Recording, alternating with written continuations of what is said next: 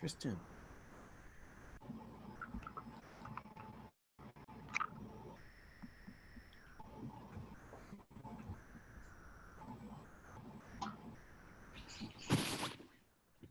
Welcome all.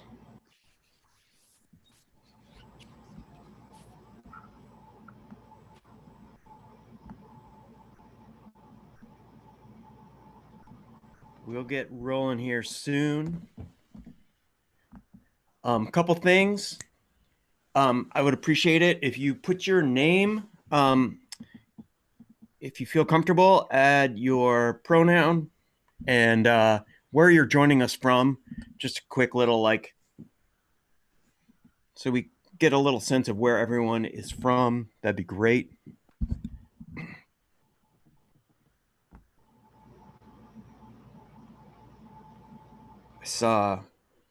Did I see Anna? Hi, Jude. Hey, you have to put down Seattle. I did. I'm actually sweet. in Seattle at my parents' home also. So okay. That's my primary allegiance. No matter where you go, we're still going to claim you. I feel okay with that. All right. How are you? You know, it's really good to see you. I think I feel really lucky and really excited about all of the content that I get to be a part of coaching wise. And also I would be remiss if I said that this was an easy time, but super glad that you and Dis Northwest are doing this and that I get to work with such great coaches and people. It's pretty sweet. And on my screen right now, your little window is right next to Mira's window, which is just so perfect. I was about to say I saw Mira there, so I was like, that's perfect. We gotta Mira, turn on your camera.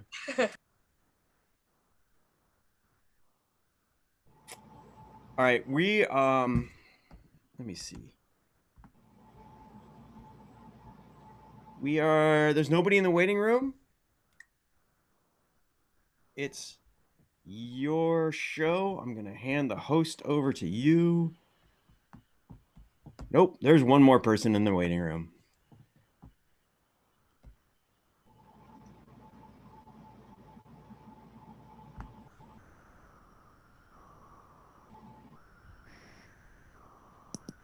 Oh my gosh, there's so many people.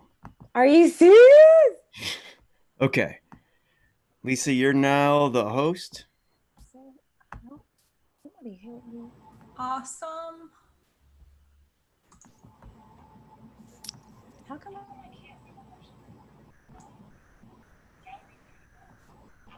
can't? Because Erin is sharing her screen. Okay. Erin, pause. Should she stop sharing for a second?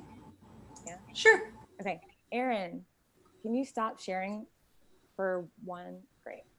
Okay. So every time she shares, oh my God, look at all these people. This is awesome. Oh, this is wild. Let me see your hats, people. Please have your hat. Oh, Ed, what's good? Strat, what's up? Oh my gosh, this is cool. Okay, so we're live, yeah? We're going? Okay, cool. What's up, everybody? First of all, thank you for coming. Thank you for being here. Very quickly, I am Shanye Crawford, representing the Atlanta Soul, the Atlanta Bucket, and the color of Ultimate. Lisa, who are you? I'm all over the place right now. And I'm Lisa Fitton. I'm also, did you say that you were on Atlanta Soul? Oh, yeah. Good. Okay, good. I'm also part of Atlanta Soul.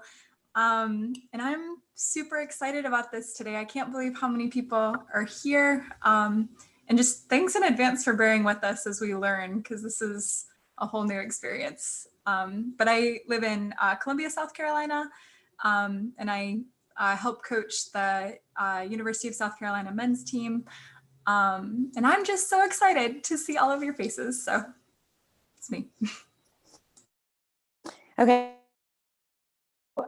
Next step is for each of you to introduce yourselves.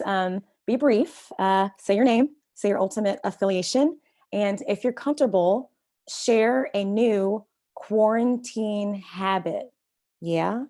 I don't know how to, I guess I just call on somebody. Yes, I will call on someone.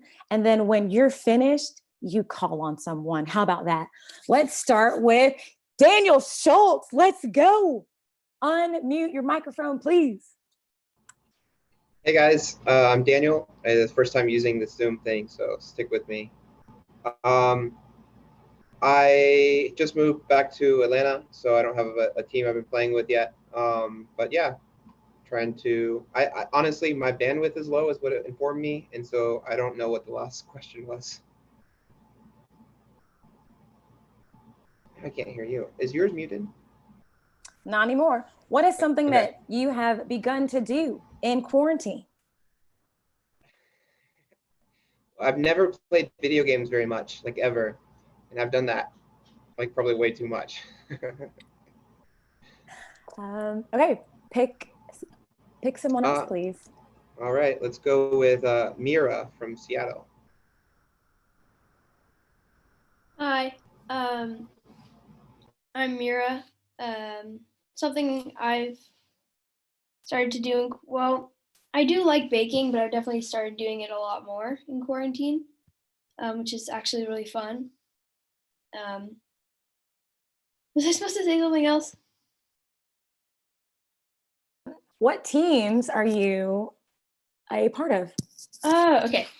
Well, I've been playing basically my whole life, so I've been on lots of little teams, but my school teams, and last summer I played with Wisconsin at YCC and the Seattle team for a Utah tournament. So yeah. And would you kindly pick someone else to introduce themselves? Anna. Thanks, Mira. It's so good to see you. My name's Anna. I use she, her pronouns. I grew up in Seattle and came up through the Seattle youth scene and then started coaching, and I got to coach Mira when I lived in Seattle.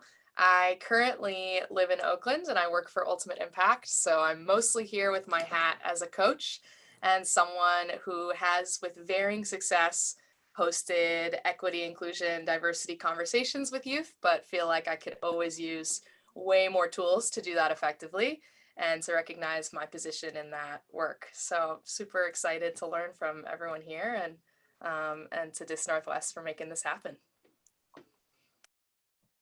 Who would you? On quarantine, so I'm back in my parents' place, and so I grew up playing piano, and I don't play piano, like I don't have a piano in my, living room in Oakland, but I've been playing piano duets with my brother, and he's super into musical theater. So most of the time, because my piano skills are paltry, he plays piano and I sing, and it's a blast. So that's been something I've been picking up. That's awesome. I would love to pass the mic to Strat. Hey, I'm Strat. I use they, them pronouns. I'm in DC. I'm not currently involved in any teams except for the teams of the coaches that I oversee. I just moved to DC from Portland. And in quarantine, I ripped up my entire backyard and built a big garden. Hey, that's dope. I'll pass it to Sam. Cool. I'm going to assume that one's me. Hey, y'all. My name's Sam. I use she, hers pronouns. I'm in Chicago. The past few seasons, I've captained a mixed team, but this summer I'll be taking over our spirit captain and equity stuff. So super excited to learn from y'all today. And in quarantine, I have been stress baking and sending all of the baked goods with my partner when he goes to work at the hospital. Oh, wow. And I will pass it off to Kelsey. What's up? I am Kelsey. I use they, them pronouns. I am in Cincinnati, Ohio. And I coach at Wyoming High School in Cincinnati. And I also am the head coach of our U20 girls YCC team. And I haven't played in almost a year because RIP ACL. It's fine. Quarantine hobbies. I'm getting a lot better at remembering to like stretch and roll out my legs, which is, it's amazing. Like my legs feel so much healthier than they did before. And I will send it over to Kelly and Caitlin. Okay, that's us. This is Kelly. I'm Kelly. I'm Caitlin. That's Caitlin. Hi. We're roommates, if you couldn't tell. We're both in Columbus, Ohio. I don't play anymore because my body doesn't work. So I coach for the mixed YCC team out here, Columbus Sabres. We like won a game last year, so that was exciting. And I also coach the Ohio State women's B team, Beaver, if you will. And then my new quarantine hobby is just kind of like staring at walls, thinking about things. This is what we do. Yeah, we just kind of sit and stare a lot. Yeah, it's fun. Like I said, my name is Caitlin. I go by Rufus. I use she, her as my pronouns. And I play for Columbus Pride and Cocktails. I guess that counts too. Go Pride, go Cox. My new quarantine habit is talking while my microphone is muted. I'm in school right now, I'm in PT school, and so everything that we do is now online, and every single time I try to talk, it's always muted. Yes. We will pass to Tristan. Thanks, Kelly. Hey, y'all, I'm Tristan. I use he, him pronouns. Hey, Shanye. I guess I'm mainly representing Triangle Ultimate. I've been working with Triangle Ultimate for a little over 6 years now. And I also captain Toro mixed club team. And new quarantine habit, I've been playing a lot of disc golf solo, or not solo, with my puppy Sophie. And so me and Sophie have been getting pretty good at disc golf. I'll pass it over to Maddie. Thanks, Tristan. Hey, everyone. My name is Maddie Fry. I use she, hers pronouns. I'm in Atlanta, Georgia. I'm wearing my PUL hat. I think Aaron is wearing too. Representing Atlanta Soul and the Premier Ultimate League. And my quarantine habit, I am an old person and I have started bird watching. It's true. And there is no more air pollution in Atlanta, which is amazing. And there are 8 different kinds of birds that I have seen today outside my window, which I had never seen before. So little silver linings to this whole thing. And I'm gonna pass it over to Evelina. Hi, I'm Evelina, she, her, from Atlanta as well. Similarly to some folks, I've been injured, had a concussion, so mostly coaching right now, high school.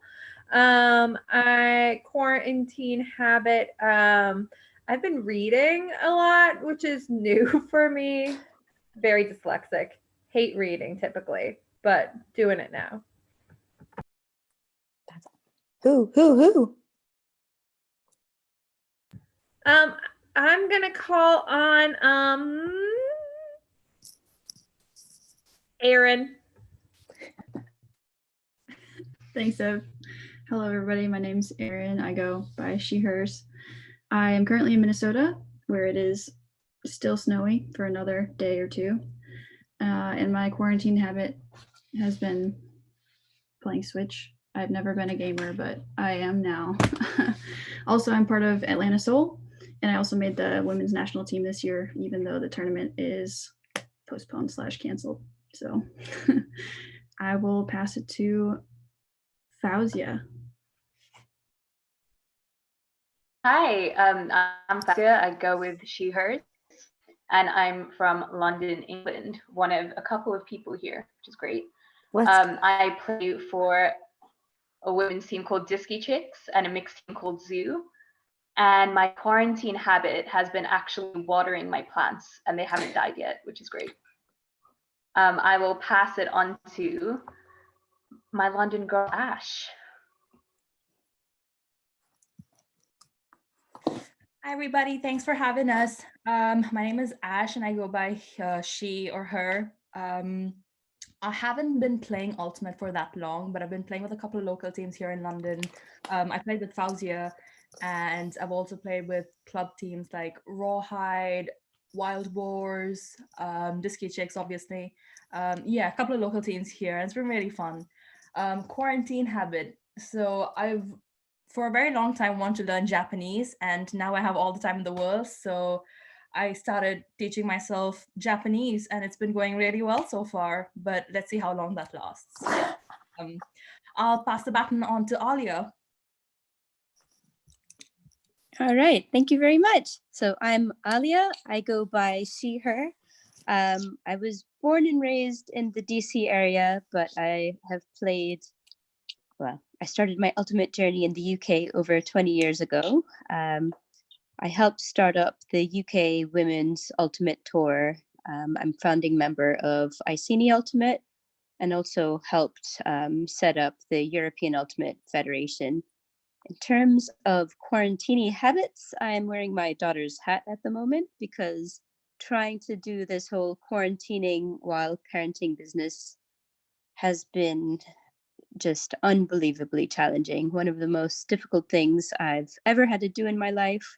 But thankfully, the other quarantine habit that I've been working on is I'm the project manager for the European Ultimate Gender Equity Manual, and been really super excited to meet, even if it's been in virtual spaces, super cool people like some of you on this very fine call. So thanks for organizing this event, and I'm really looking forward to learning.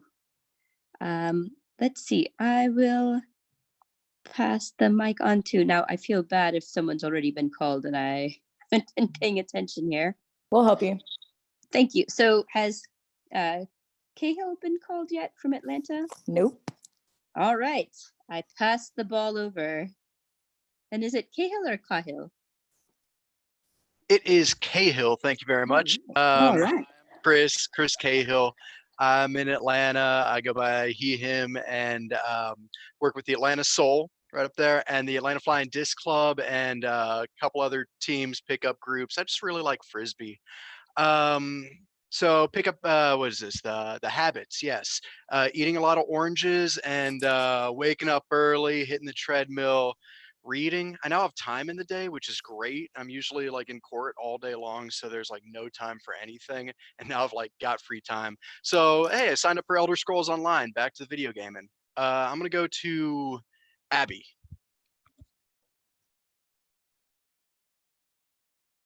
Hey everyone, I'm Abby. I'm in Seattle, and teams I'm affiliated with, I played last year was my first year with Riot, and then I coach for Western Washington University and the high school in Seattle.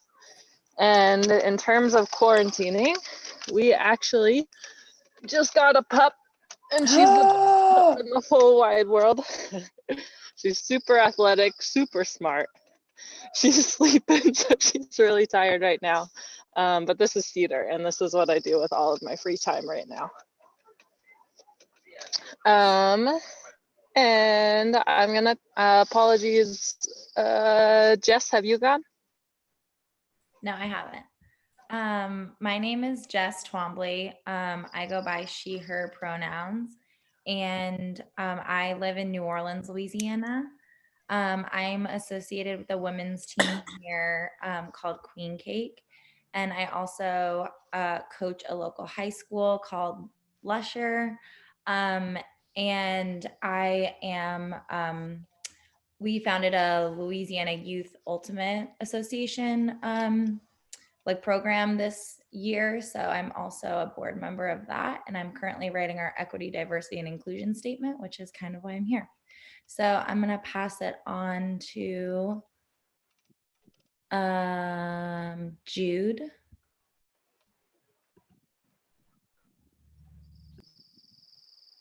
Hi, I'm Jude. He, him. I'm the youth director for Disc Northwest.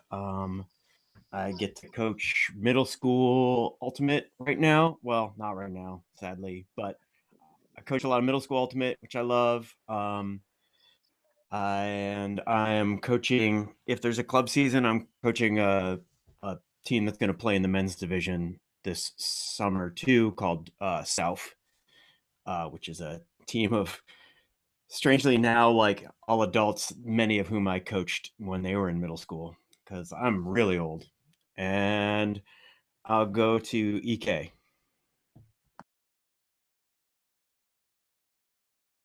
Hi, my name is Ike. I use she, her.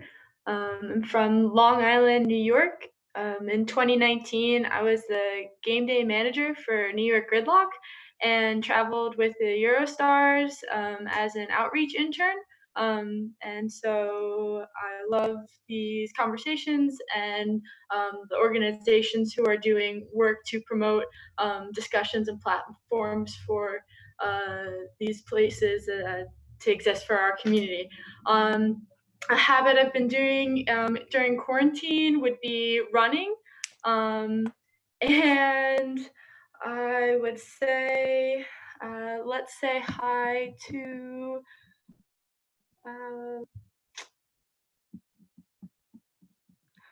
did Annie Shriver go? Not yet. Hi everybody, I'm Annie. I use she, her pronouns. I am right outside Boston. I play for Boston Siege. I had just started in the fall coaching some youth, some middle school ultimate, but unfortunately I don't know that the spring youth is gonna happen. I'm excited to get back to that when it's an option. Quarantine habits. So I'm usually in third grade class, and so I listen to lots of Google Meets, which with a bunch of 8 and 9-year-olds has been interesting but fun. They honestly are much better at it than most of the adults are. And I've also been reading, I just finished the Broken Earth trilogy by N.K. Jemisin, which is phenomenal and definitely recommend if you're looking for quarantine reading. I had to jump in a little late, so I don't know who's gone. How about this? Put your hat on. Raising hand in your video or on the. Can y'all hear me? How about if you have yet to go, put your hat on? Sorry if people are having bad hair days. Okay, fantastic. So if a person's wearing a hat, they are game. Let's get it. Okay. Nice, Kelly. I send it to Mina. Okay.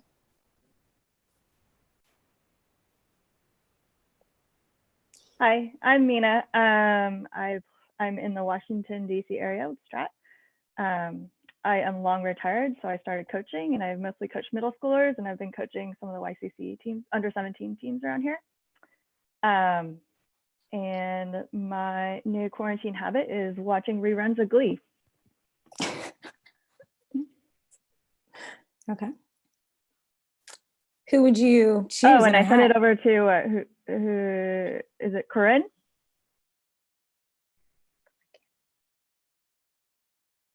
Hi, I'm Corinne. I just moved to Seattle from Florida, so I'm not affiliated with any teams here yet, but I did play with Mutiny back in Florida. I use she, her, and my current quarantine habit is I teach high school PE and health, so I'm trying to figure out how to teach that online. Thanks.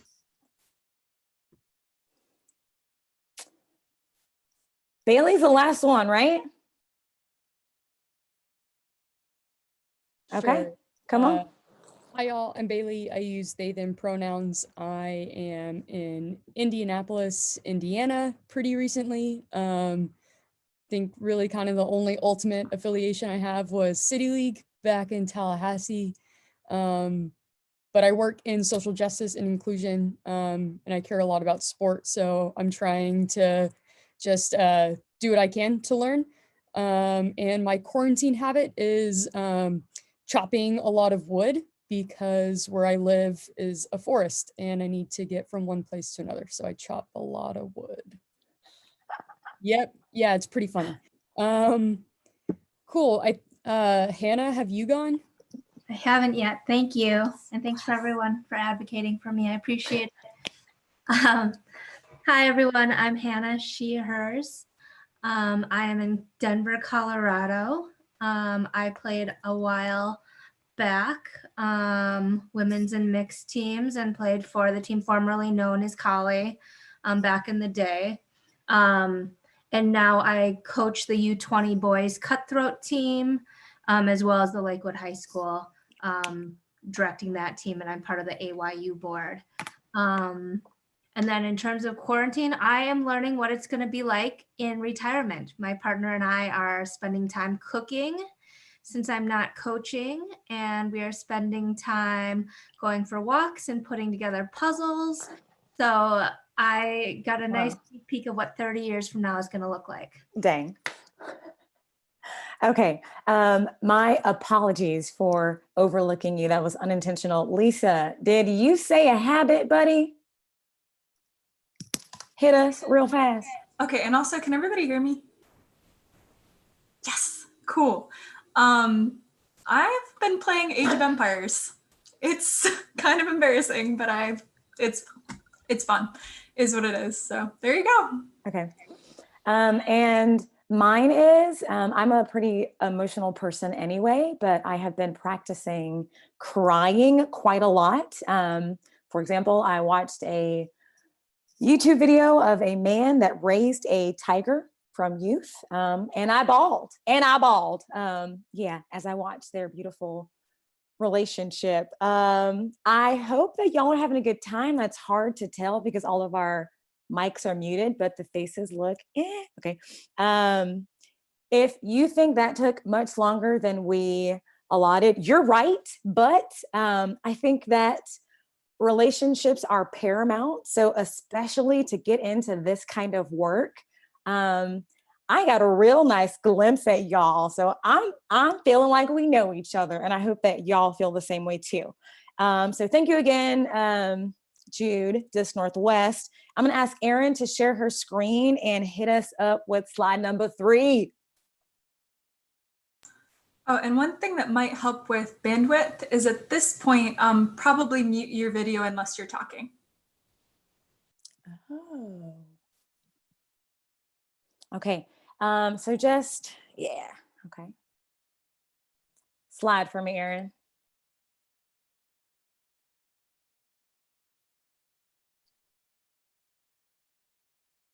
Yes, okay. So why are we here? Back, just one. Why are we here? There's this quote up here, yes, and I'm going to read this to you because I think it's beautiful. Okay. It is time for parents to teach young people early on that in diversity, there is beauty and there is strength.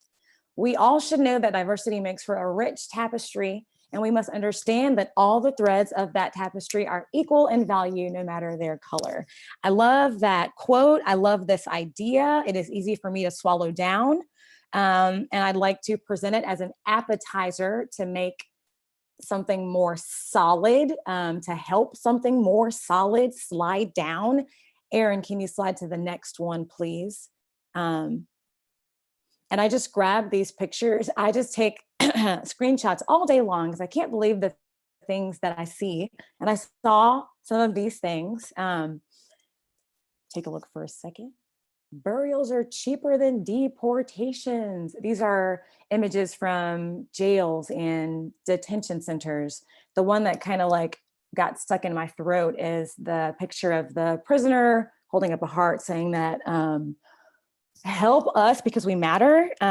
So why Why bother with the work of DEI?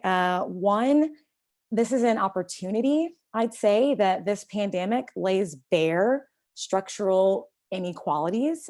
So in that sense, it makes the work a little more possible. Why? I'd say, I mean, if we have been given time, like we literally have been given time, why not? Okay. The last why is because for some reason, not for some reason, because of my experience, I believe in the ability and the willingness of this community, like no other, to unite and to fight for one another. Yeah, Lisa. So the first thing that we kind of wanted to talk about was a little bit of the how. So something that happened in, I actually do a lot of, I didn't mention this, but I do a lot of research related to cultural linguistic diversity. And I specifically focus on inequalities in schools. So I give a lot of trainings to teachers and speech language pathologists and different practitioners. And one thing that really stood out to me that a colleague shared with me at one point was that when we talk about culture, we have this thing in the speech pathology field where we talk about cultural competency. And people are always talking about how they want to be culturally competent. And it's kind of talked about as if it's like an endpoint, like somewhere that you're trying to go. And at some point I'll be able to get there, check that box and say, yep, I'm culturally competent, moving on, life is good. But that's really not what we're about. We're not trying to become culturally competent or whatever kind of words. Competence is not where we're going. What we really want to shift our mindset to is that we're moving toward what we call sensitivity. And sensitivity is not something that you can ever arrive at or really ever say like, I'm perfectly sensitive. This is really something where it's ongoing and each of us have strengths in different areas where we have a lot of awareness and then other areas where we're going to be blind. And it doesn't matter what your background is. That's really an ongoing objective is how do I become more and more sensitive? There's not being sensitive, it's getting there. So I think the next thing is to kind of talk a little bit about our guidelines for today. And Erin, I think we have a slide for this. Perfect. Yeah, so I like it that this is titled norms rather than rules or anything like that. So this is just kind of what we really want to have is the framework for today. And this is actually based off of people that like do research around cultural sensitivity, cultural linguistic awareness for a living. And so this came from a bunch of experts that say this is the way that you should do this. So the first thing is that we're going to have breakout rooms throughout. And so please don't share things in there without asking people. So you'll probably hear, I hope that you'll hear different things from people that surprise you or you'll hear personal experiences. But I think it's really important for us here to feel like this is a safe space that we can share this without worrying about it going out to somebody that we don't want to hear it. So please ask before you share anything that you hear. The second thing is to avoid what we call zaps. So something that happens when you get in uncomfortable conversations is that sometimes we're tempted to lighten the mood by throwing in kind of a sharp joke at someone else's expense. And it's really easy to do just when you get nervous, like you'll get kind of like that like giggle concern in that moment. And you might have a reaction, like something that you want to say. And instead of reacting like that when you feel uncomfortable, it's a little bit easier in this situation because we're all muted, but sit with the uncomfortableness. That's something that we really want everybody today to have moments where they don't feel comfortable with what they're hearing, with what they're saying maybe. And so avoid zaps, just sit with it. The next thing is a general guideline, is just make sure that you're speaking from experience. Oh, Jude, thank you so much. So you said really quickly that the whole session is being recorded, but the breakout rooms are not recorded. So that's actually awesome, really helpful to hear. But yeah, so we're speaking from experience using I feel, I think. That's good practice in communicating about difficult topics. And then Shanye, you talk about this so well. So I'm gonna pass it back to you. Oh, okay, thank you. This last one, I heard this in a podcast that was titled Healing Justice, and it's featuring Adrienne Marie Brown. Okay, so people talk a lot about safe spaces, but there's actually no such thing. Here's what she said. She said that oppression is literally in us. It is in our DNA. So whenever people gather, 2 people or a Zoom full of people, there is also oppression. Okay, if that is the case, there really is no such thing as a safe space. So let's cultivate the idea of a brave space where people are present, they're honest, but we are in turn forgiving. We can all make mistakes, and because we make mistakes, we can all make progress. Yeah. I can't see or hear y'all. I'm moving right along. Could you slide to the next slide, please? Yes, okay. So here's an overview for today. We all have a hat. We're also going to need to be able to access a Google Doc. I will drop the link in the chat in just one second. So yeah, we're gonna do an icebreaker, do a little bit more of getting to know you. We're gonna be equipped with some DEI terms. And then once we are equipped with these terms, we'll do some case studies in groups. We'll segue into some role play activities, and then build some strategies for advocacy, and then close. Walking taller, am I right? Yeah, okay.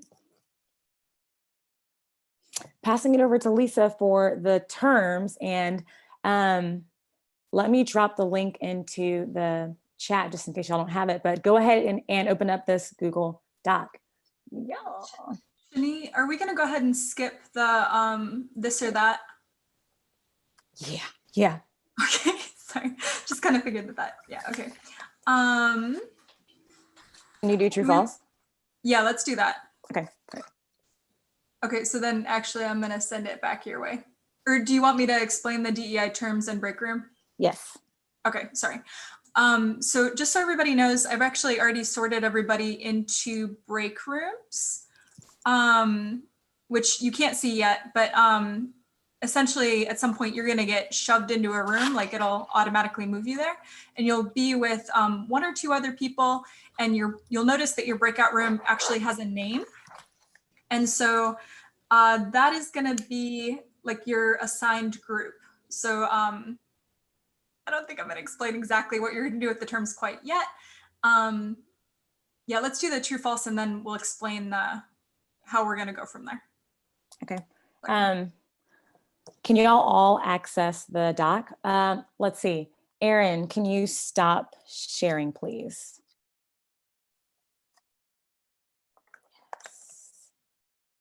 Yes, let's all come back and unmute our videos. Yes, this is great. This is great. Okay, we are going to actually need our hats for this.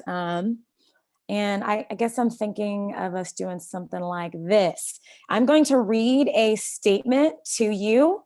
And if this statement is true for you, put your hat on. Yeah, simple. If it's true for you, put your hat on. Fantastic.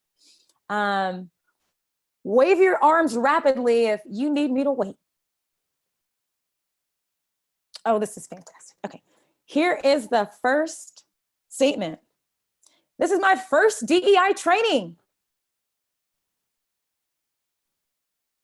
Don't be ashamed, but recognize our the differences amongst us. Okay, second statement.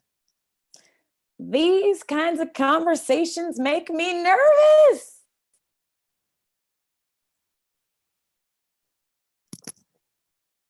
Okay. Be aware of our future advocacy building teammates, okay? These kinds of conversations are difficult for me. Interpret it how you want, okay? But do take note. I am laughing at Kelsey. I am very comfortable initiating and leading conversation. Okay. Try to make those people do the talking in your groups. No pressure, but pressure. Okay. I am typically someone who prefers to take things in. Oh. Lean on these people. Please solicit their insight. I have witnessed discrimination. Dang, that's every hat on. Okay. I have experienced discrimination.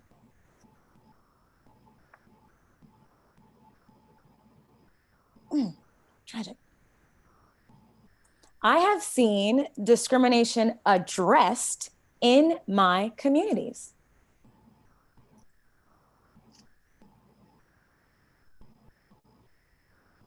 Okay, good, I'm strong. I have acted as an advocate.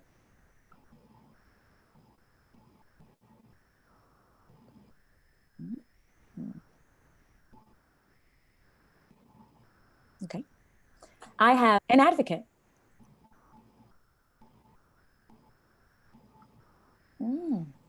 Okay. That same question, but a little more specific. I have needed an advocate, especially as a child. I see you. I see you. My greatest advocate looks most like me.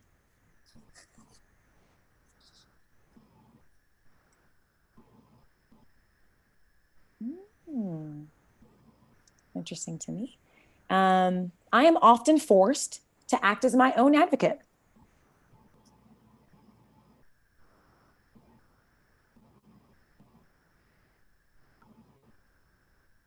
Okay, here is the last one, and it's a plug for your homework at the bottom of the doc. I'd be willing to share my DEI experiences. Homework plug, homework plug. Okay, remember, keep that same energy. Lisa. Okay, so now we're gonna go ahead and move over to the doc. And for here, all we're gonna be doing is for every single word that you see listed on this first page, to the DEI definitions, diversity, equity, inclusion, those words. I want everybody to write one thing that comes to mind when they see any of these. So these should be pretty big boxes by the end. And just go ahead and type whatever comes to mind. I think we'll take 5 to 10 minutes on this.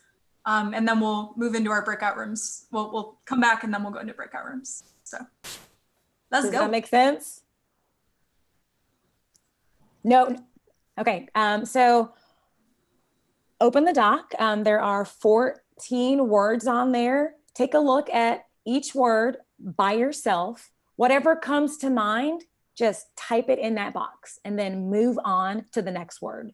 It might be a single word, it might be a sentence, whatever comes to mind to you that qualifies or describes that word, type it in that box. Do this for every single word in the doc. Okay, thank you, Ev. I appreciate your face.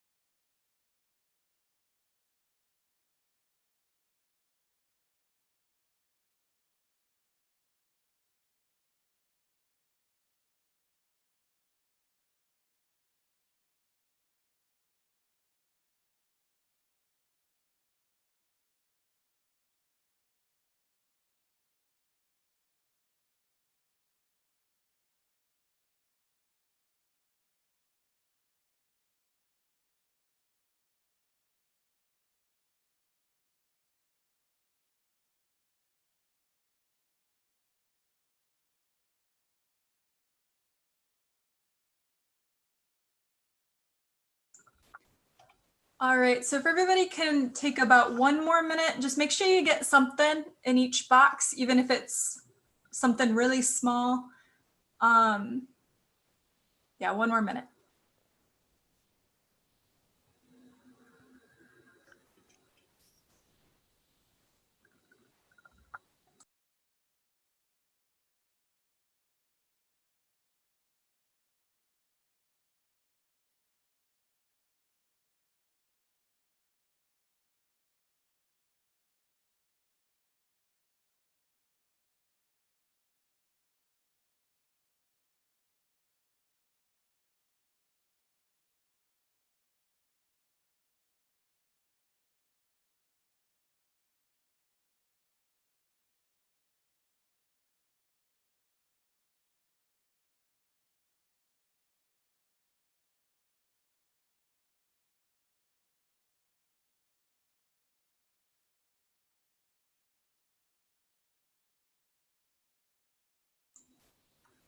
So this is really cool to see develop like this. All right, now we're gonna go ahead and I'm gonna move everybody into their breakout rooms.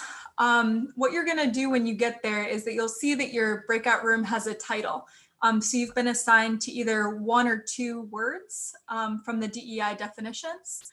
And in your group of 2 to 3 people, take a moment to, you should be able to do video so that you can share with everybody. But try to summarize everything that's in the box that you're assigned. And be ready to share at the end of it. So we're going to be going through each of the words after this, and we'll be asking the teams that are in the breakout room together, 1 person from that team to share for each word. And just a practical thing is that if you get kicked out of your, like if you happen to get kicked out when you come back in, just write what your word was that you were assigned and I'll put you back in that room. Because I've seen that happen to a few people. So does that make sense? Anybody got any questions? Okay. All right, so we're gonna. How much time do they have in these breakout rooms? Let's say 5 to 7 minutes. Let's say 7 minutes. Okay. Yeah, all right.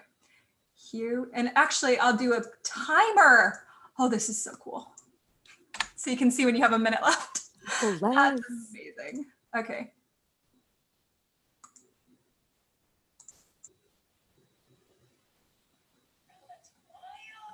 Did it work?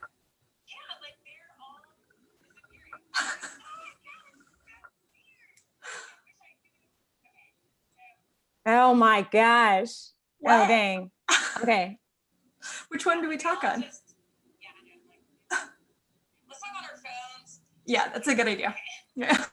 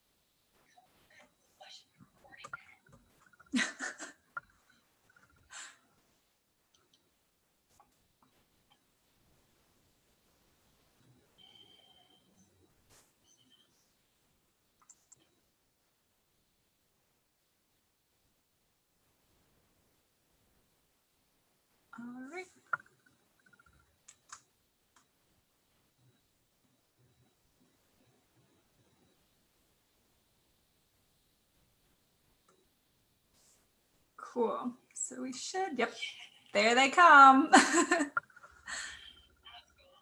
I feel like it's great news that we had to wait for the breakout rooms to kick everybody out. I'm hoping that means good conversations. Okay, so now that everybody is back, we're gonna go ahead and go through the different terms, and I'm just gonna go ahead and call on the team, and whoever you want to have talk, please share. So let's start out with the diversity group. What does diversity mean? All right, well, Stratval told me to be the speaker, so I'll speak. So we were talking through it, and some of the kind of conversation was we started talking about the representation kind of terminology of how diversity can be kind of defined differently in different spaces, or whether it's geographic or structures or systems, and how that representation can kind of speak to that. And then the kind of quantitative or qualitative, and how diversity looks different in, or how it can be thought of differently in different kind of sizes and settings of in a group of 5 or 20 people in a team versus a group of 2,000 or in like country, and how they're how thinking about that can be similar and different. And then we were talking a little bit about kind of thinking of diversity in terms of EDI work, and how thinking of it in terms of process-oriented goals versus outcome-oriented goals, and thinking about kind of how you can think of it as a process versus outcome, as an idea. Didn't really flesh out that conversation. Awesome. Yeah, thanks for sharing that. The part that really stood out to me from what you guys talked about, and that I think is really important, is that diversity isn't something, it's not a label that you put on specific people. Actually, everyone is different. Diversity is about just differences as a whole. So I think that you guys really captured that that's what we're talking about, is differences, not labels. So, all right, next group is equity. Cool. So for equity, I think the main thing we wanted to get at, so we highlighted the definition we chose, which was each person gets what they need.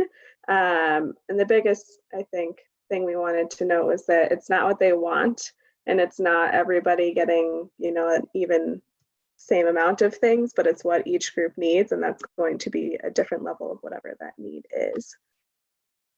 In simplest terms. Awesome. Next definition is for inclusion.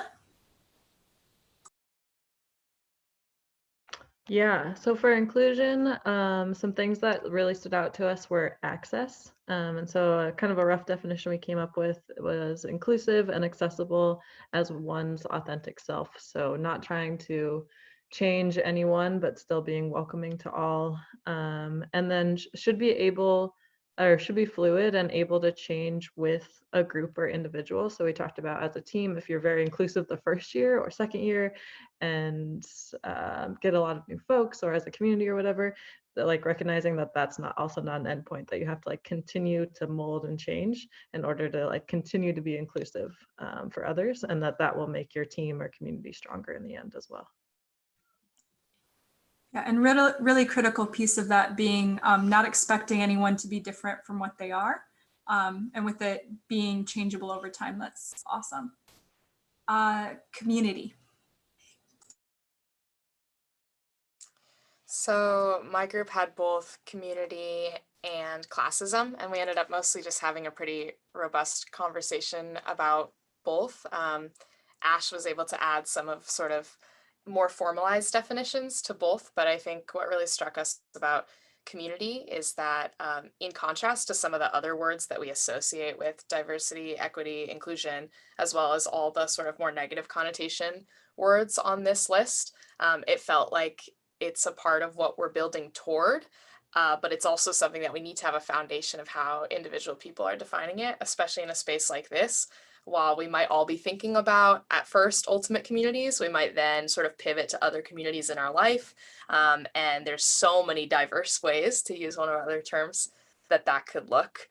We just also were sort of marveling on all the different ways that people interpreted these prompts and how cool it was to watch people do it in real time. So props to the activity also.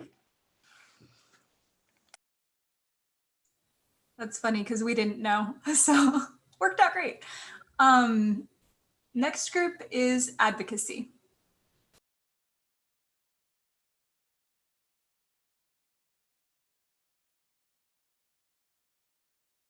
We didn't decide who was going to go. We actually,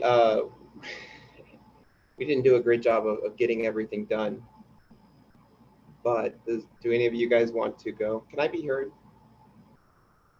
Okay.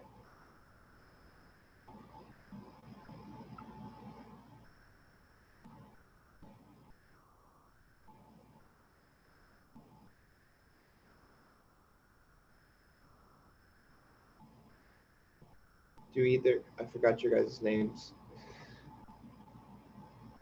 Well, I'm not. It looks like EK is trying to Okay, talk, great. but we can't hear you, EK.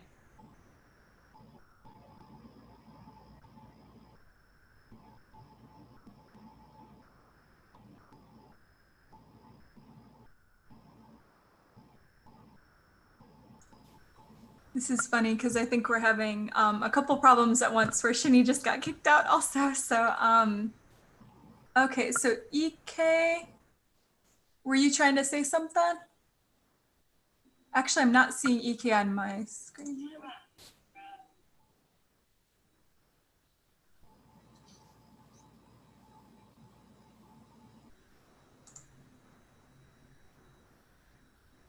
Okay, so for advocacy, does anybody in that group wanna wing it?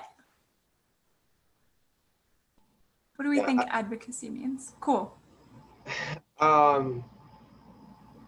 Yeah, I don't know. I was just gonna put together the definitions we all put in there. But I think one thing we talked about in our group was that like there's this contrast between like listening and standing up, and one requires a lot of humility and one requires courage. They don't like necessarily contradict, but I think you know, they are kind of different characteristics, but they're both very important.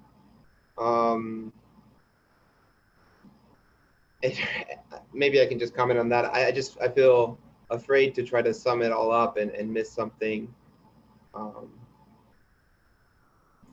Yeah, you're fine. So one thing here that I don't know that we really touched on is that part of this is actually we don't want anyone to be afraid to be wrong at any point. So it's actually just like the process of going through and saying something is great, and we appreciate that. That's really where we're all coming from, is just trying to grow from wherever we're at. So when we think about advocacy, for example, that word for me is actually something. Oh no, now I'm echoing. This is good. Just do this. Okay. So when we think about advocacy, it's actually really important. It relies a lot on that word privilege, which we'll talk about in just a second.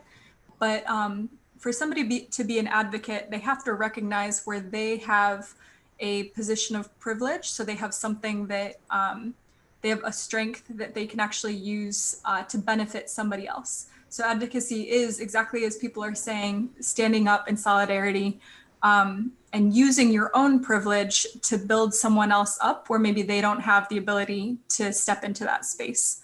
So that's kind of what, for me, I think is really important when we talk about advocacy. Let's go ahead and move on to spirit of the game. Okay, so go ahead. So we talked a lot about respect and how that plays into a big part of spirit of the game. That was like what we personally thought of as spirit of the game. We also talked about how it's not often taught. I know Kelly and Kelsey are both like youth coaches, and they don't really talk about with their teams technically what spirit of the game is, which is kind of good, but also like I feel like they should have some sort of grasp. It's not just like smiles and high fives. It's like knowing the rules and making the correct calls and like things of that nature. Yeah, basically just, you know, not everyone kind of has like the same definition of spirit of the game. And it's like, should we all have the same definition of spirit of the game? Or should we, you know, should it be up to interpretation? You know, just because you're doing a spirit circle doesn't mean that you played a spirit of the game. Or, you know, people can, like, just because you got your butts kicked in that game doesn't mean it wasn't like a really respectful and humbling game. So kind of a lot up to interpretation. That's awesome. And I really love the emphasis on the fact that it's not about necessarily like forming a spirit circle, or somebody said not high fives. And I think that that is really important. And you guys brought up some really great questions with that as well. Really quick technical thing. Let's go ahead and have everybody, unless you're talking, I'll go ahead and turn off your video. Maybe that'll help everybody out. And you can switch to the presentation mode. So if you go upper right, you can see that there's like a gallery view versus like just the speaker view. All right, and from there, let's move on to privilege. Yeah, I don't mind talking. So we were looking at, there was a lot of things that was coming up, and what we decided to talk about was how it says a lot about patterns of which is unearned. And there's an advantage based on race, gender, and class. A lot of it is inescapable, but you have to really recognize it and be responsible about that privilege.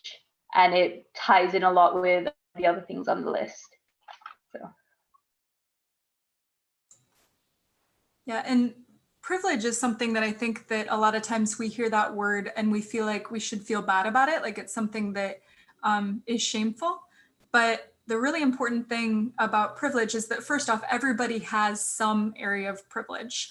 The thing that really matters is how you use it, because all of us also have different areas where we might experience discrimination. So for privilege, I just think it's really critical to keep in mind that that's not something to try to hide or to feel bad about at any point. It's really, that's an opportunity to lift other people up. So thank you guys for that definition. Next one, implicit bias. Yeah, so I was in the group talking about implicit bias, and we mostly summed up what we saw that people had written and what we had written. And the definition we came up with was type of societally informed opinion that everyone has, but not everyone recognizes their own.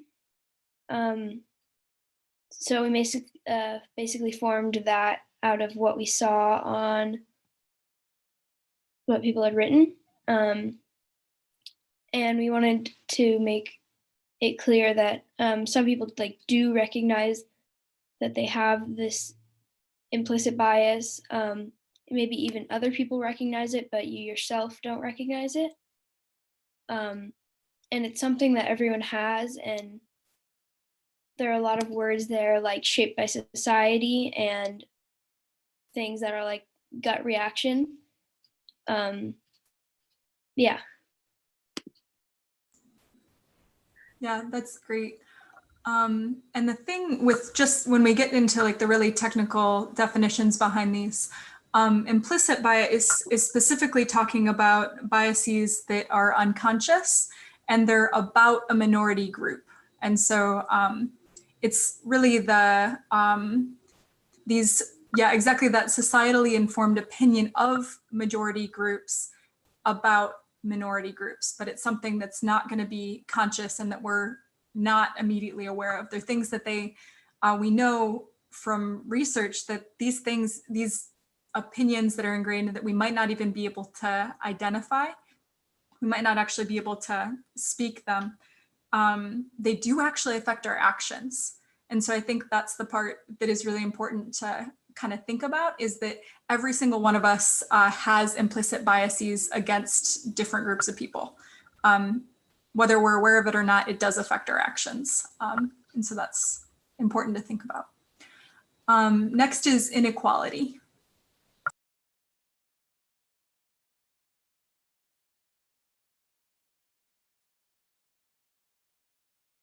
That was us again.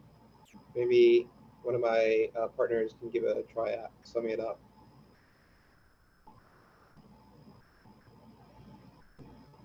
Or I can if needed. Sure. I think my microphone is working again. We really focused a lot on advocacy, but in terms of inequality, you know, we're looking at disparity, like an unequal, disproportionate kind of like use of resources, whether it be like a different, like some of different resources that are being unequally distributed in an area. But that's like more broadly, I guess. So we really didn't talk about it as much as a group as would have helped. No, that works. That's great. Let's move on to classism. And I think this was another duplicate for a group. Yeah, this was our group. Classism is a fun one because there was a lot of examples put into the shared document, as well as what may or may not have been definitions. And so in our group, we talked a little bit about how classism often has money come to mind first. And I told my group, and I'll tell this group too, I'm a financial planner. And so I see the way that people equate money to like worth a lot of times. Like we even say like, I'm worth X or Y. But it doesn't necessarily have to mean money. Like classism can also be social class, which has different markers besides money. And we had some really interesting input from group members about how classism works in different countries too. That in some countries it's very formalized. In India was the example from my group member, Ash. So feel free to speak up, Ash, if you want, but that was our summary.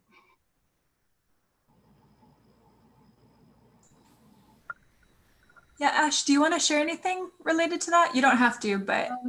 No, I think the kind of thing that we discussed was it's quite historically ingrained within societies quite often. Well, in my experience in India, it's how in the olden times it worked as this is how much money you have and therefore you will be on the top of the leaderboard.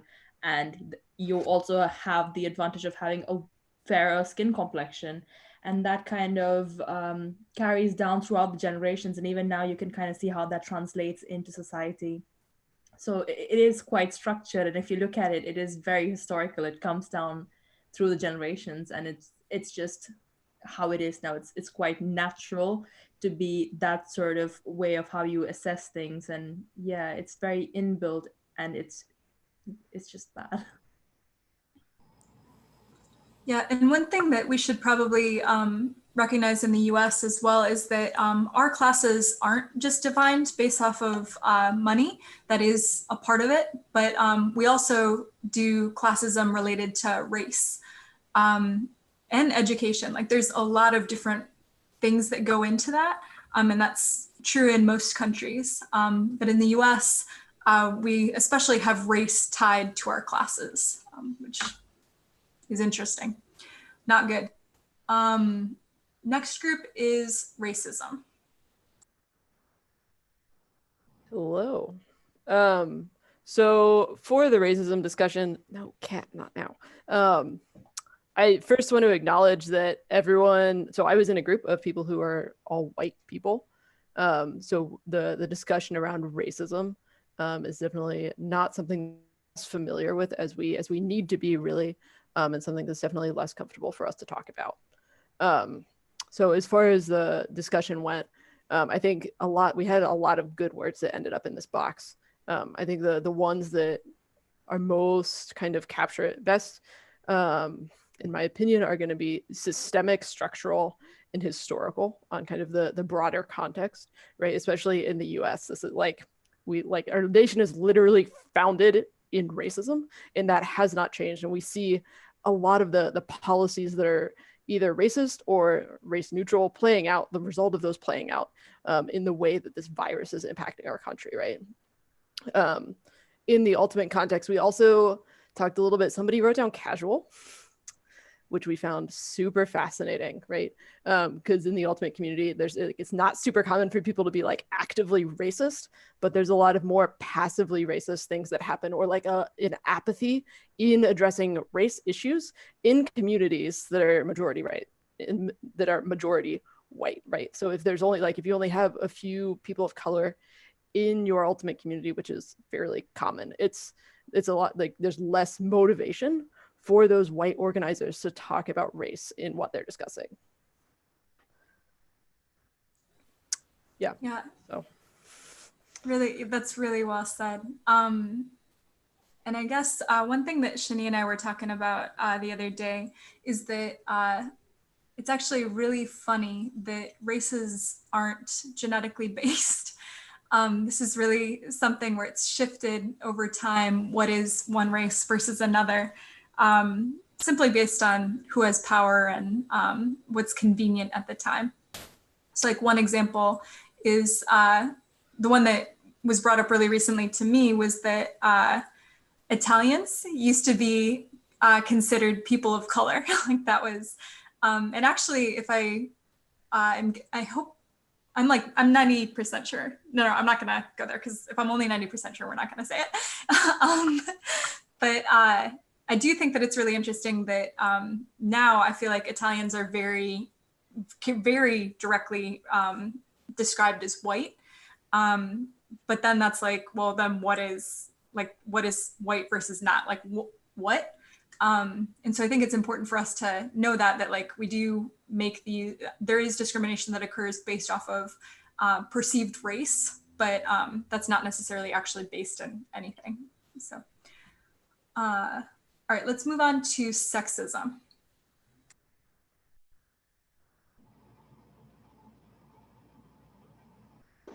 I put my camera too high. Sorry, there's like a blinding window shining into my room now.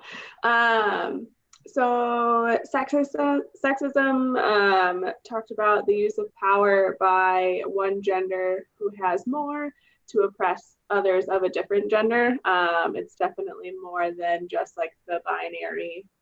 And so we didn't want to like just say female, women, girl, and wanted to include the full spectrum.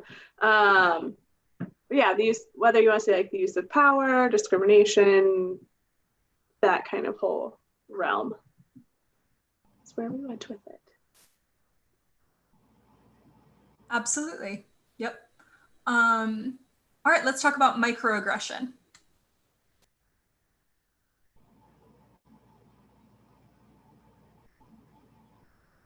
Yeah, so microaggressions. I like what Kelsey said earlier because that's what microaggressions are. They're very passive. And so kind of our definition ends up being slight comments or behaviors like intentionally, unintentionally made from and with prejudice towards marginalized groups. But yeah, Kelsey said the perfect word that I couldn't think of a minute ago is that they are passive, but we equated them to paper cuts.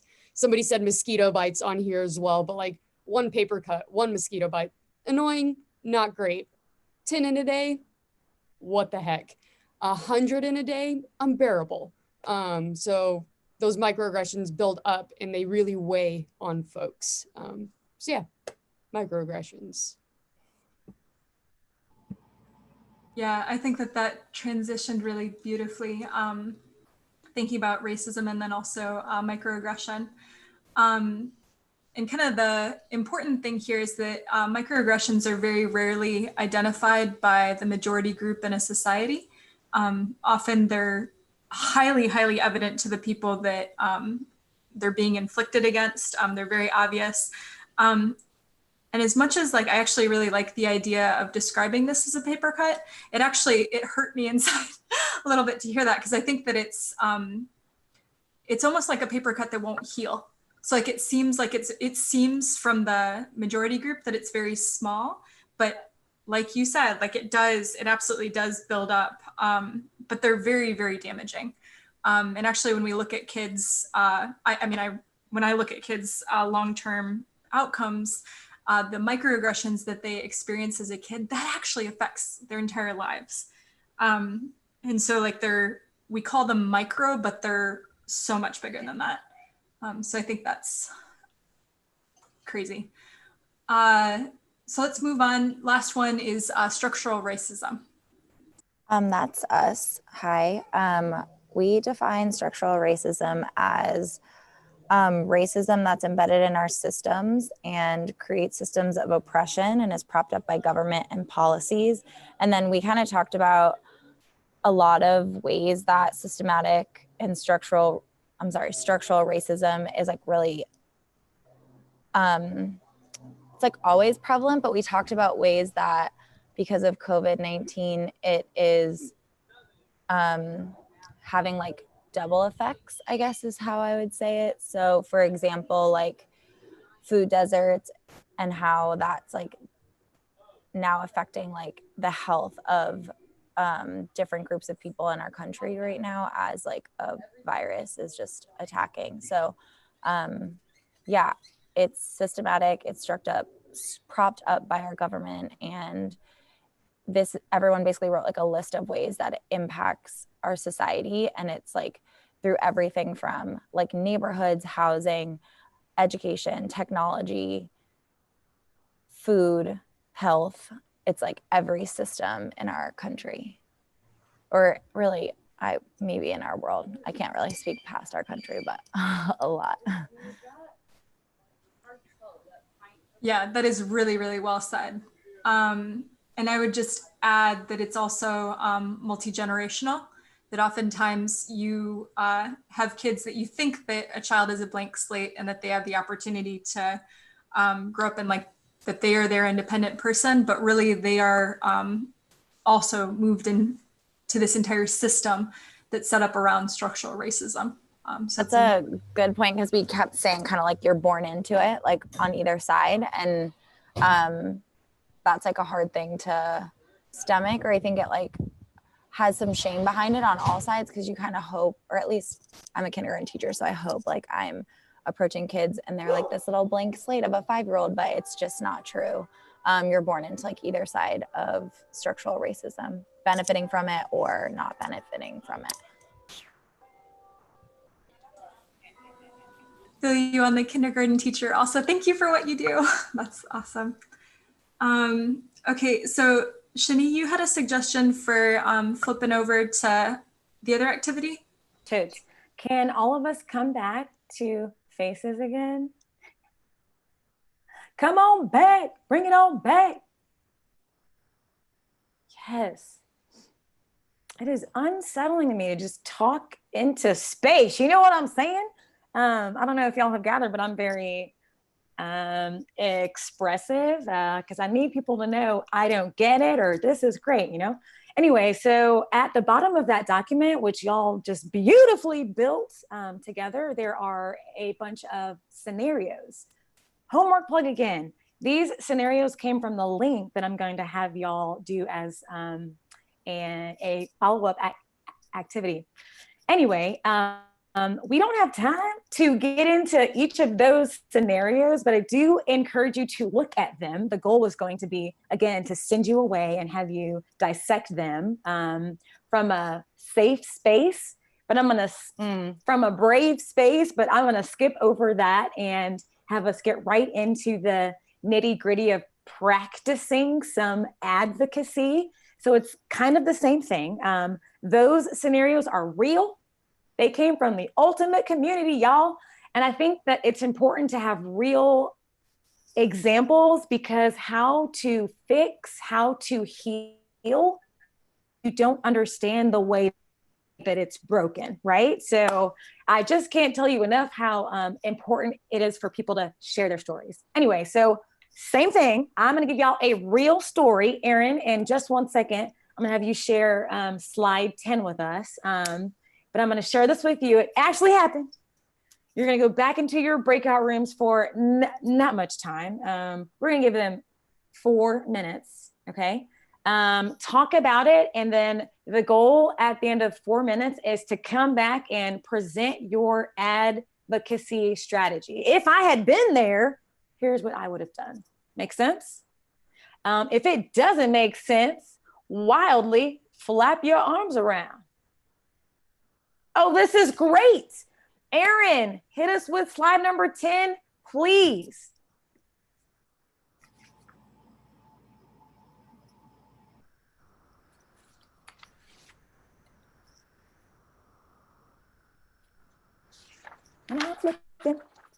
I might have lied on the number. That's okay. Yes, I did. It's slide 11. Okay. This is a real scenario, and I am going to read it to you. Real scenario. Be impressed. Oh, Lord.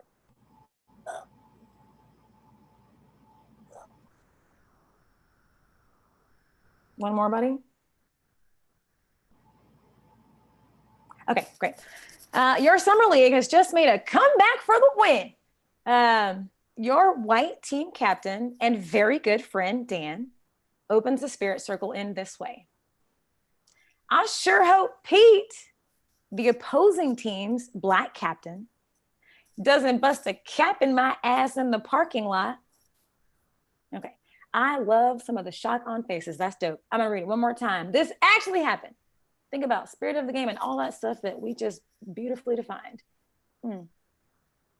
I sure hope Pete doesn't bust a cap in my ass in the parking lot. Spirit circle. Okay. Think about what Dan is thinking. Is he a bad guy? Okay. How does Pete feel? What does Pete need? What if that was your team and your captain? How would you respond? Lisa, kick them to their groups and hit them with a 4-minute timer. Let's get it.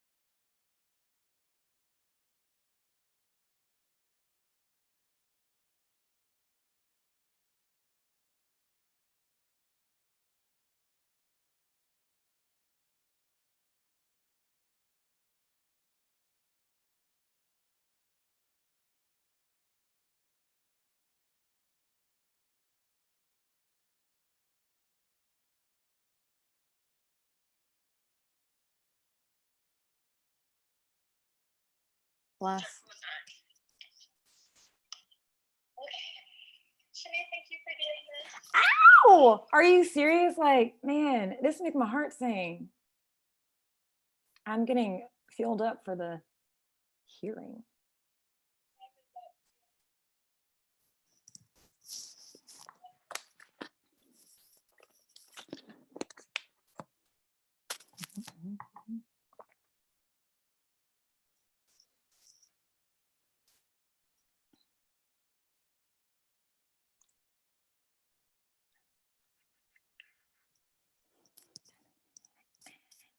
Zoom is all right with me.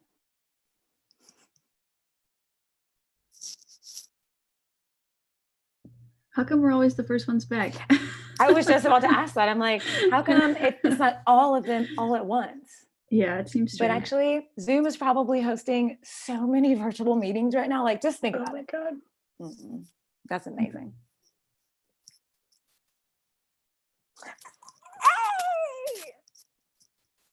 I like looking at people's houses and the places that they choose to project from. It says something about them. You know what I'm saying?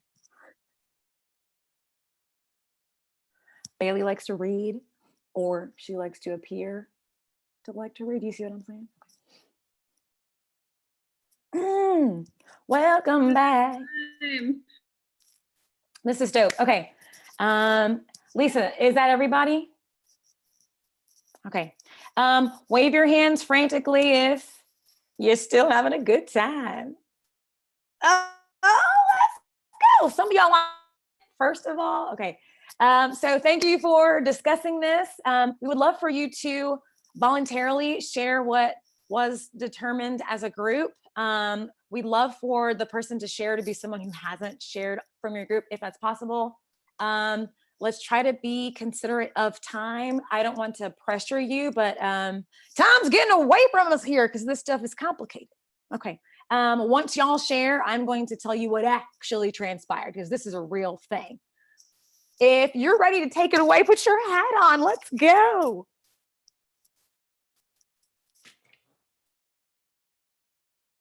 Yes. Strad's like, All right, I'll go. I was talking with Sam and we talked a little bit about that it matters. If you're going to do something, it somewhat matters like the power you feel you have in that setting. And so like if you're playing in a league, that might be different than playing at a club setting or something. And generally, I'm speaking from my own experience. I feel that I have some power on the league teams I play on. So it would definitely feel like a thing I would want to talk to them about. I do think it would also be harder to do in a group setting for me specifically. So I definitely want to talk to both of them, the person who said it and the person who it was about, to make sure that they were okay and knew that that was not okay, in my opinion. And because it was. thank you. Next. Thank you. Next. I can share. We talked about how both people might be feeling that, you know, Dan might have been coming from a good place. Perhaps that Pete, this probably, or maybe might not be the first time he's heard something like this, but that perhaps addressing it in front of the group, especially depending on what relationship you have with Pete or not, that could blow up the scenario and actually make Pete feel more uncomfortable. We talked about talking with each of them individually after, I feel so like afterwards. And then also about how I think that sometimes when people try to advocate for me in a time when I and you know, a microaggression happens to me, sometimes I feel like I'm stealing my voice or saying what I think, which is not necessarily how I think and feel. And so it can be appropriate to address the whole group, to call out, hey, this thing happened in front of all of this and this can't happen in our community. But knowing that you're doing it in a way that's not taking away someone else's voice. I'll go. Actually, sorry, Maddie, I'm going to cut you off. Can Aaliyah, because Aaliyah has her hand up, so. Oh, thanks. I'll be quick. So just to reiterate one point made earlier, which was about the power dynamic, which makes this an even more uncomfortable scenario. And so for our group, we discussed that aspect.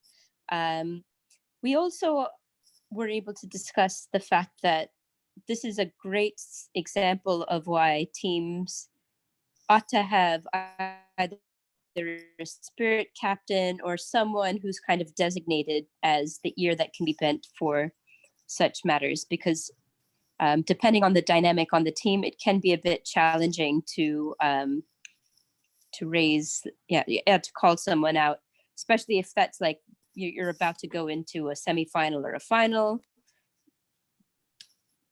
We really struggled with this one because it was like the right thing to do is to call him out straight off the bat and be like, you know, what you just said is wrong, and to say it forcefully. I called myself out too, and I was like, yeah, 2019 Alia would probably try and make a joke of it and be like, hey, you're being racist, and try and laugh it off, because I think I would have found that situation just so wildly uncomfortable. That would have been my natural gut instinct, to try and like lighten the mood while addressing the issue. But I think 2020 me knows better.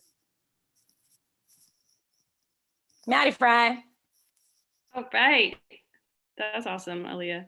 I was in a group with Jude in Seattle and Jess in New Orleans. What are Dan's intentions? We discussed probably not malicious, really appreciate the norms that Lisa set, because it was probably a zap that was happening. A lot of people actually feel uncomfortable in spirit circles, and that could be a way for him to feel more comfortable and have no clue what he's doing. How might Pete feel? We weren't sure. And then what we thought was, how would we feel? And I would feel uncomfortable in that situation. And so this has happened to me before as well. And I was unaware of how I was feeling in that moment. And that's what led me not to respond. And so if I can be aware of how I am actually feeling in that moment, oh, I feel uncomfortable, right? Like something's weird, turn toward myself and say, what's going on there, Maddie? I feel uncomfortable. And then that is empowering me to say, hey, Dan, that makes me really uncomfortable. Please don't say things like that in this setting.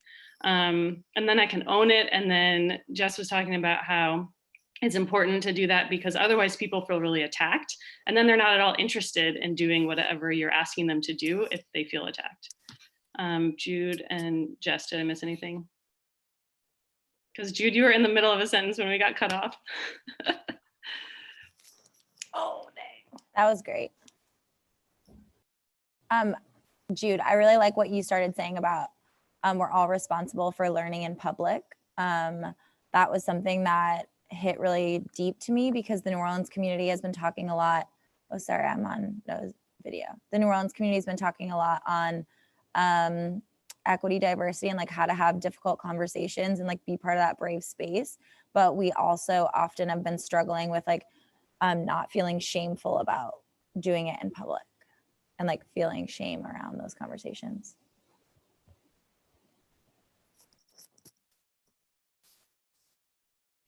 Yeah, my group actually talked a little bit about reframing and mirroring back. And so using motivational interviewing as a way to get the person to understand. And so instead of attacking or shaming them, which never changes behavior, simply reflecting what's happening so that they are aware of the microaggression and the statement behind it. And so saying, hey, can you say, was it Dan? Dan, can you say a little bit more about why this is funny, or why this is like, why bust a cat's butt is the term that you used? Because then it actually forces that microaggression, like the history behind it, to come out to the front. You're not shaming, and so you're not shutting down. It can be done in a public space where people see like, A, it's safe to make a mistake, and B, this behavior is not acceptable. And so we're not going to stand it. Whereas if you pull them off to the side, no one else knows that that was not okay, or that that could have caused harm. And so other people are less likely to speak up, and you're not creating a culture of advocacy.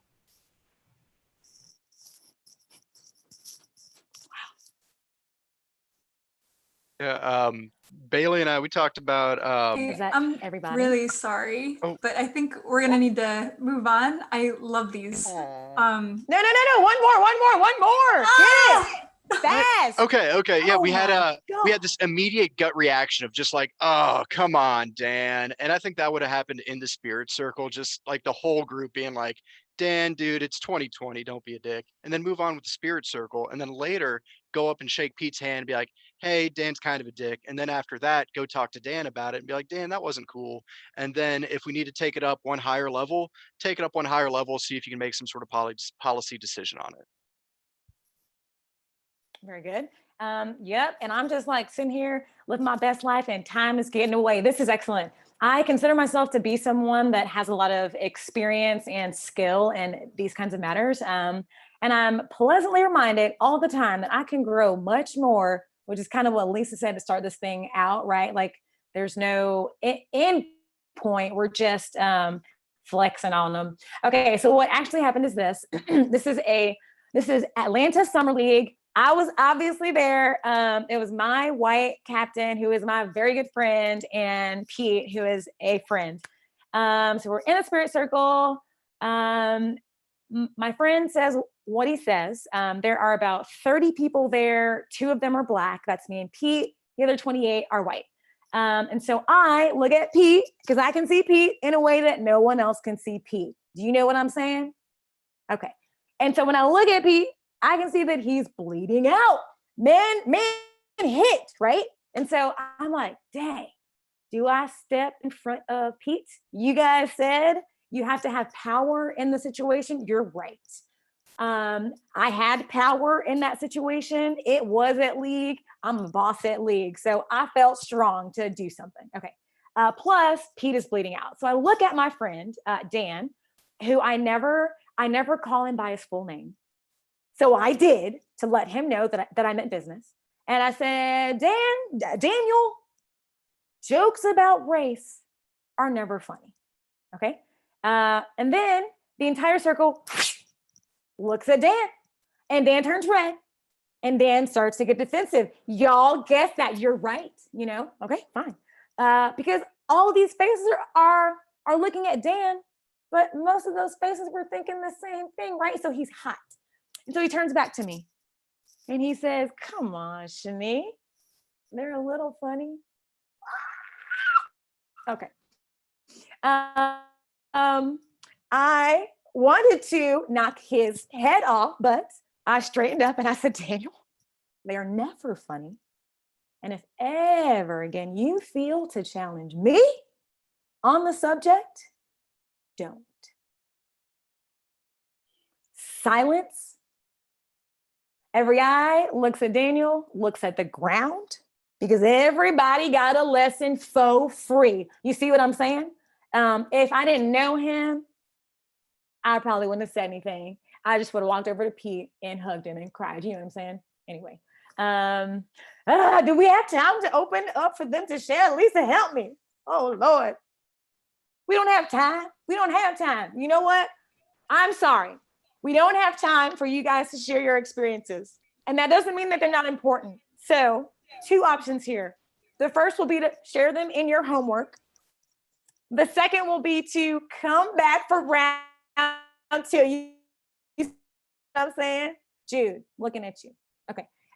So for this close, for your workshop, you already did this. You already did this. In your groups, you talked about ways to advocate.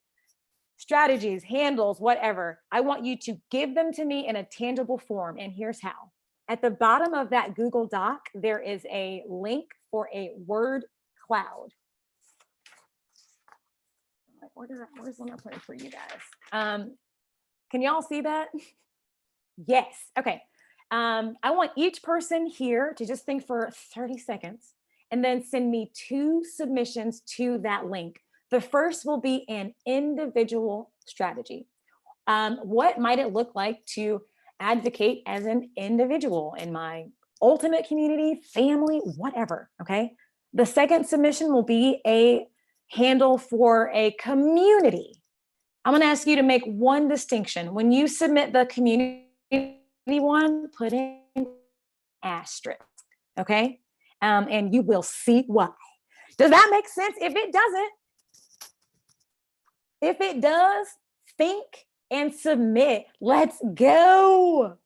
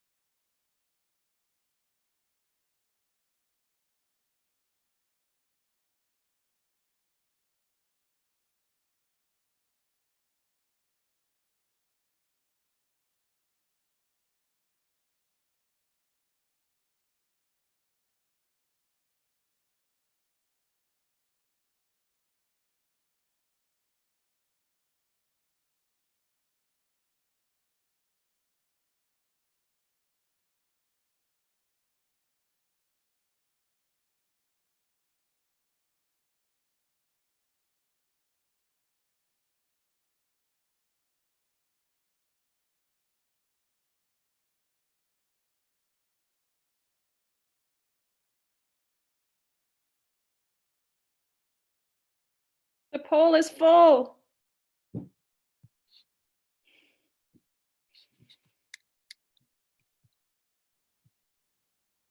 Okay. Okay. This is wild, y'all. This is wild. I have been hanging up with Lisa, who I have on the side here, also on FaceTime, so that I can take video of your building processes. So Erin was like, look at them writing in all these definitions. And I literally videoed you guys building tangible advocacy. I did the same thing just now for these submissions. And this is what the submission is. Erin, hit them. It's slide 17. It's definitely slide 17. Slide 17. Okay, let's get there. And so I had you guys make this because how cool to watch this thing grow. These are our strategies. Come on, get up. Yes. So if there's an asterisk, that's the community one. If it's big, then y'all were in agreement. I actually grabbed this a couple of minutes ago, so it's not even as full as it can be. I will probably post the full one tomorrow. You know what I'm saying? Social media. I think we have like 1 minute. I think you guys know what your homework is, right? To share the link for the DEI surveys. Be impressed. Most of our content came from stories from the community. How can you fix the community if you're not looking at it? So share the link and share your stories. That's important.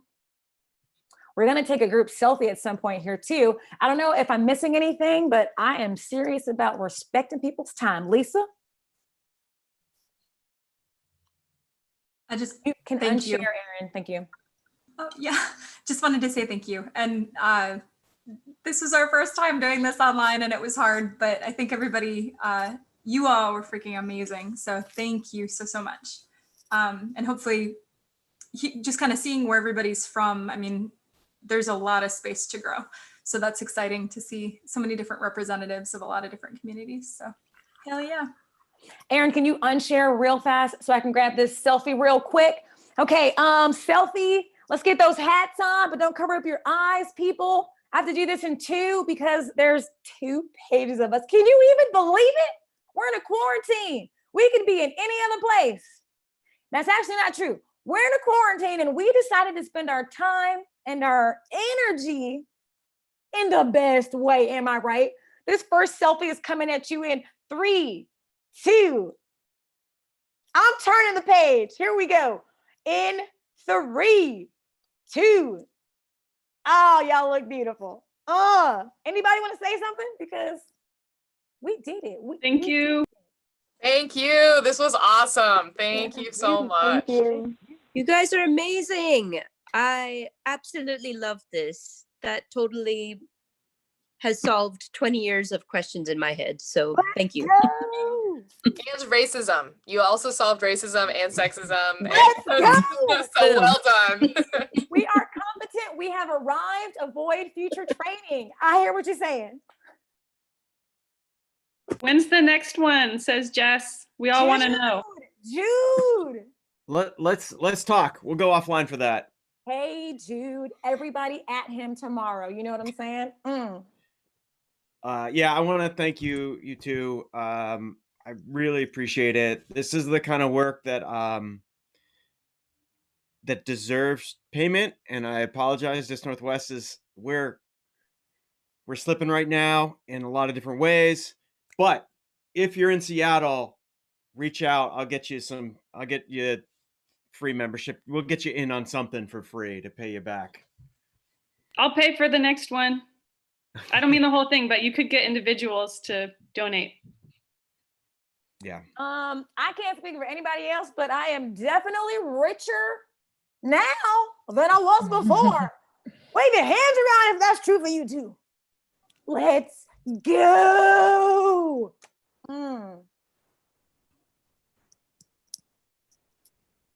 Nobody wants to leave. This is like the best energy. Awesome. I'm like, should I? People, we're in quarantine. Party. You know what I'm saying? Hey. Thank you all so much. Take care. Stay well, everyone. Thank you. Thanks, bye, y'all. Yeah, and actually, I'm gonna say just really quick because I know Annie had a question. If people have questions, is it okay? I'm gonna have you guys email me, and I'll forward that to the group. So I'll share my email because I think some of this stuff we haven't even had the chance to think about it yet. And so I know that like Shanye and I want to do more of these things, and I think our end goal is to really, like, speech pathology term, build capacity. So yes, like we'd be very happy to share the slides, but I also think it's important to make sure that it's not just that. We don't just want to like throw material out there and say like, oh, like go do your thing. We'd really like to be there as part of it, I think, but we'll talk about it. So email us with that stuff, please. Thanks, Annie. See you guys soon. Thank you. Bye. Thank you. Bye.